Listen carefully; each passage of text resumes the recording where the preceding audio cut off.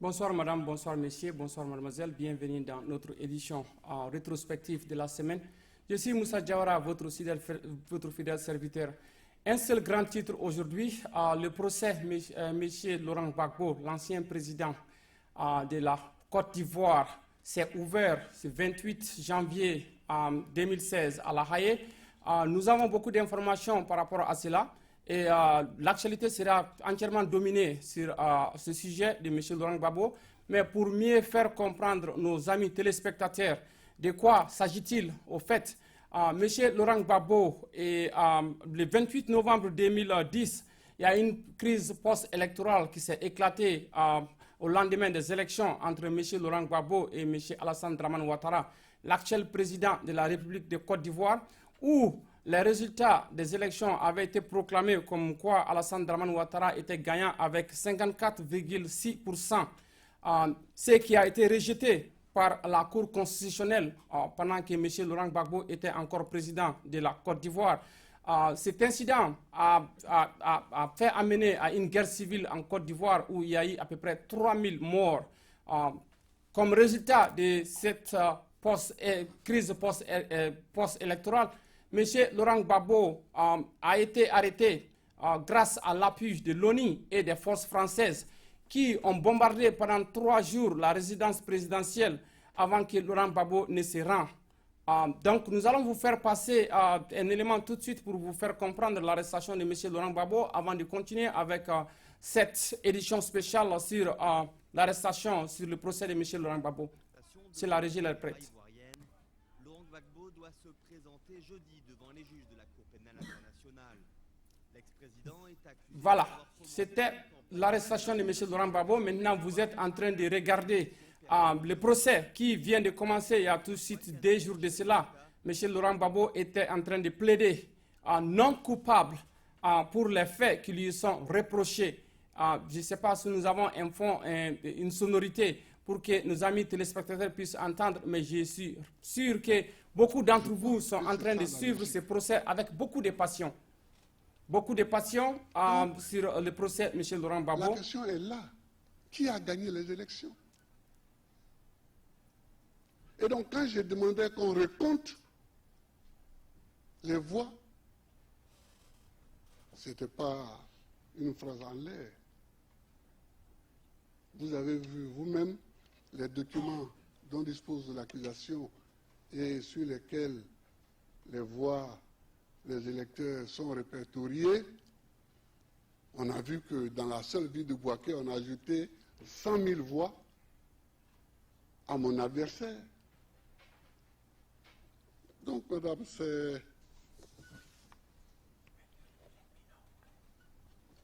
c'est ça le fond de la question.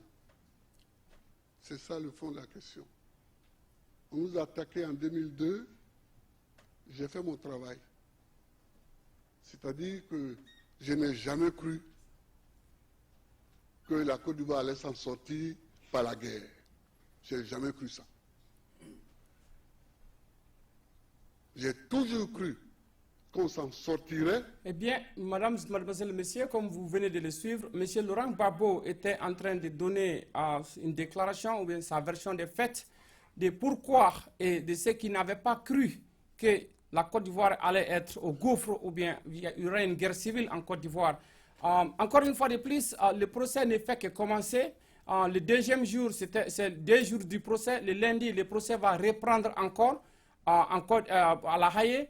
Mais pour bien vous informer que ce procès a été suivi, est en train d'être suivi partout dans le monde entier et il y a eu autant de monde qui ont quitté un peu partout en Europe, même en Afrique, pour venir assister à ce procès qui vient de commencer à La Haye en Hollande. Il y a eu autant de foules pour manifester leur mécontentement, beaucoup de gens qui sont venus manifester leur mécontentement de l'arrestation et de ce que certains sont en train de décrire comme l'arbitraire de M. Laurent Gbagbo. Donc ce procès ne concerne pas seulement M. Laurent Gbagbo, bien vrai qu'il fut le président à l'actuel, mais il y a aussi son ministre de la Jeunesse, le fameux M. Charles Blé Goudé, qui était ministre de la Jeunesse à l'époque, qui aussi a été extradé à la Haye pour répondre aux mêmes faits des crimes qui sont reprochés à M. Laurent Gbagbo et à M. Charles Blé Goudé comme crimes contre l'humanité. Et M. Charles Blé Goudé aussi a répondu non coupable aux faits qui lui sont reprochés. Si nous avons cet élément, nous allons le faire passer pour rentrer dans le vif du sujet de ce procès qui vient juste de débuter en Hollande contre M. Laurent Gbagbo et contre M. Charles Blé Goudé. Si notre régie elle est prête, nous allons partir directement pour regarder l'allocution ou bien ce que Charles Blé Goudé a dit quand il plaidait non coupable. Pour le respect que j'ai pour les victimes, mais de toutes les victimes de la crise qui a secoué mon pays, je suis content d'être là. Dans l'affaire qui m'oppose au procureur, pour que la vérité soit sue, afin que cessent les murmures. Madame la juge, je ne veux pas être libre de mes mouvements physiques pendant que ma conscience innocente, accusée à tort d'être la base de tous les torts, pleure au-dedans de moi. Madame la juge, contrairement à une certaine opinion qui estime, à tort ou à raison, qu'un voyage à la CPI est un voyage de non-retour, je pense qu'un citoyen qui est suspecté par la CPI peut venir ici, faire l'objet d'un procès, et s'il est innocent, peut repartir chez lui. Et je sais que je repartirai chez moi. Et je sais que je repartirai chez moi. Madame la juge, je n'ai pas été remis à la CPI dans les normes. Je voudrais le noter. J'ai été arrêté de manière cavalière au Ghana, surpris dans mon sommeil, amené manu militari au Bureau national d'investigation, mis dans un véhicule sans qu'on me dise où on m'amène. C'est pendant que nous roulions que je me suis rendu compte qu'on me ramenait en Côte d'Ivoire. Et pourtant, les choses pouvaient se faire dans les règles de l'art. On ne m'a pas permis de parler à un avocat. Mes droits élémentaires ont été violés, Madame la juge. Je voulais que cela soit noté. Dans mon pays, avant qu'on me remette à la CPI, pendant 14 mois, j'ai été séquestré, Madame la juge. Je ne pouvais voir personne et personne ne pouvait me voir, Madame la juge. J'ai fait 10 mois dans un violon, nu. Je n'étais pas bien nourri. Chaque soir, Bien, Madame la juge. Mesdames et messieurs, c'était l'allocution de M. Charles Blé Goudé qui était en train de faire comprendre à la juge les conditions de sa détention, les conditions de son extradition du Ghana pour venir maintenant en Côte d'Ivoire. Maintenant, dans le vif du sujet, la procureure Fatoumata Bensouba de la Gambie a fait une déclaration. Sa déclaration, c'était pour reprocher les faits aux accusés et pour dire qu'elle a à peu près 5000 éléments qu'elle doit présenter pour ce jugement. Mais elle a aussi pris le soin de dire que les investigations vont toujours continuer et que ça ne sera pas seulement du côté de M. Laurent Gbagbo et de Charles Blé Goudé, mais que les populations, que les citoyens doivent se patienter parce que la suite de l'enquête continue et elle aura demandé au gouvernement ivoirien de coopérer pour la suite des enquêtes. Et ces enquêtes, parce qu'il y a eu des problèmes de charniers à Bouaké pendant que les forces nouvelles étaient à Bouaké, il y a eu ces fameux problèmes dont le gouvernement ivoirien est en train de parler comme quoi qu'il y a eu une bombe qui a été envoyée au marché d'Abobo. Donc, l'enquête ne fait que commencer au niveau de la CPI.